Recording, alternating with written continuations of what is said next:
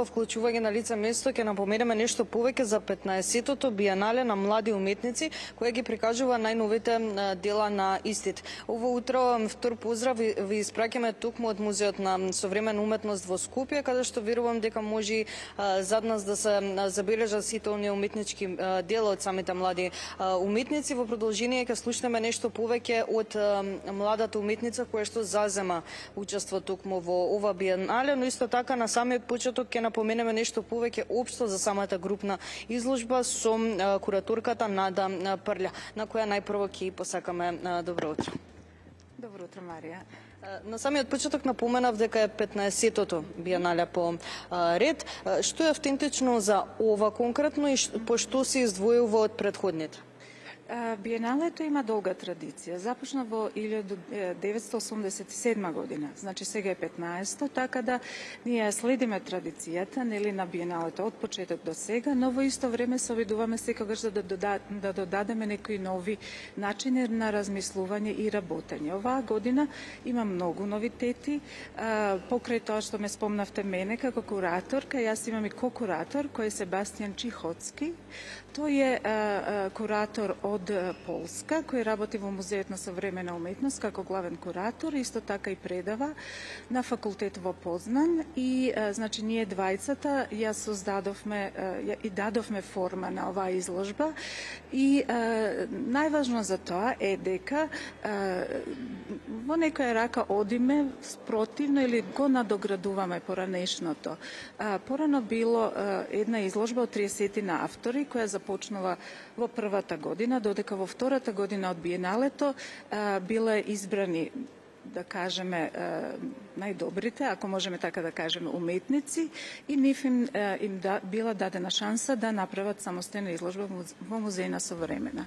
Во некоја рака нас не интересираше да го скршиме тој код и да создадеме изложба каде што нема победници, туку сите учесници се победници, со тоа што им даваме шанса на уметниците, на избраните учесници, нели, да ја представат делово, да се истакнат. Точно, но во исто време не завршуваме туку се надеваме дека изложбата ќе продолжи и во следната година и ќе создадеме нови дела и со нови автори, нови и со истите кои се дел на ова почетокот на биеналето. Што значи има 4 дела, 4 поглавија. Ова е првото поглавие. Почнам во музеот, ќе продолжи во Музеј на Македонија на 28 месецот, значи петок, имаме ново отварање, нова изложба. Овој пат зборуваме за интимноста на младите, како се создаваат тие, нели, тенки нитки на чувствителност, на разбирањето, на читањето, на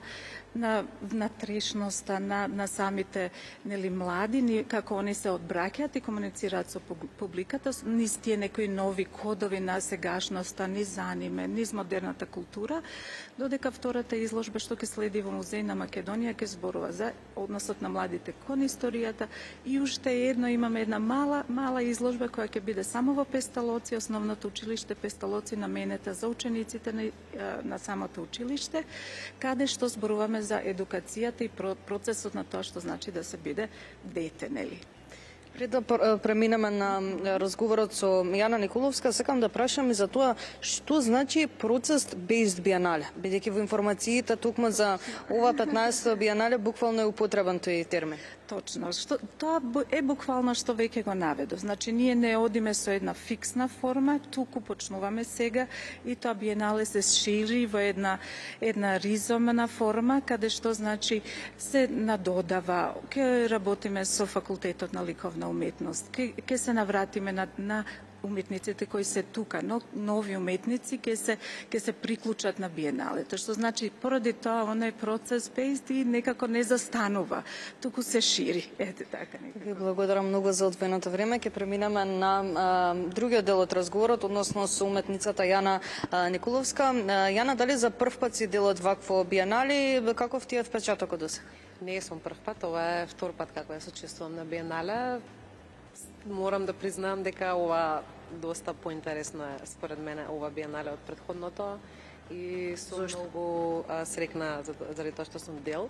Зошто? Бидејќи има голема разновидност на дела. На самото отварање имаше и перформанси од неколку уметника. Значи имаме видеа, имаме скулптури, имаме дури слики, многу различни дела кои што заедно функционираат прекрасно и навистина направи една впечатлива изложба која што мислам дека ќе остане во меморијата на многу луѓе. Можем јас тоа да го потврдам, навистина еве конкретно задниот дел навистина ми се допаѓа од ова биенале. Кога говориме конкретно за твоите уметнички дела кои што се представени на ова 15-то биенале поред, пошто се издвојува од другите? Како мислите пошто се издвојува? Вашето, така. На минатото биенале исто учествував со видеоинсталација, како и на ова. Со тоа што нели тематиката и сензибилитетот е различен на ова биенале. Сега моментално позади нас може да го видиме моето дело. Тоа е едно видео кое што ја има целта да го преточи танцот на духот во една физичка сфера, односно со користење на кожа, односно тела на двајца, со цел да се преточи, односно да се извади таа потреба за љубење и љубовта пред се како основна сила која што не води. Мислам дека таа е нешто најискрено по кое што сите треба да се водат и од таму да живеат. Идејата ми беше да ја покажам таа метафизика на говорење на душите, која што е нели позади физичката реалност, на еден физички начин, односно начин кој што е асоцијативен за човечкото око и може да убаво се види преку тоа видео всушност како душите комуницираат, односно како во тој момент кога двајцата се заедно, каков перформанс се случува, кој што е само тогаш и само таму го диригираат душите на двајцата, односно самата љубов која што тие чувствуваат.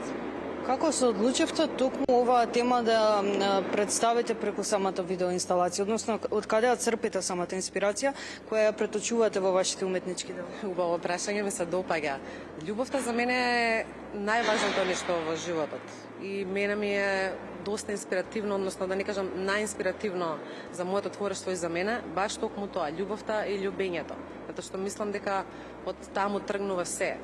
Таа потреба да се љуби, да се сака, значи да се живее по тој наратив некако, тоа за мене е нешто кое што најискрено ми исполнува и мислам дека сите секогаш нели треба да тргнат од таму во својот живот и да црпат својата инспирација од тоа место. Бидејќи навистина нешто возвишено, да не кажам највозвишено во овој свет во кој што сме сега, нема друго според мене, освен љубовта. Пред самиот крај, зошто сите оние кои што не гледаат да дојдат и да ги видат овие дела, еве конкретно вашето дело, и кога би имале можност да дојдат и да посетат да го посетат ова 15-то биенале? Ги покануваме сите со голема чест и задоволство да дојдат, да видат што направиле младите уметници тука, вклучувајќи ме и мене. Изложбата на вистина преинтересна, мислам секоја чест на кураторката Нада Прља. Многу сум задоволна и пресрекна што сум дел од ова и на вистина мислам дека сите возрастни групи имаат тука што да видат, со што да се инспирираат и со што да си отидат од тука. Може да дојдат до 27. Отворен е музеот од 10 часот до 17 часот, така што повелете сите ве очекуваме. Благодарам многу за одвоеното време. Ва благодарам на вас. До 27 ноември слободно можете да дојдете во Музеот на современа уметност и да видите за што станува збор. Верувам дека на некој начин би ја доловивме самата атмосфера од тука, односно за какво 15-то биенале станува збор.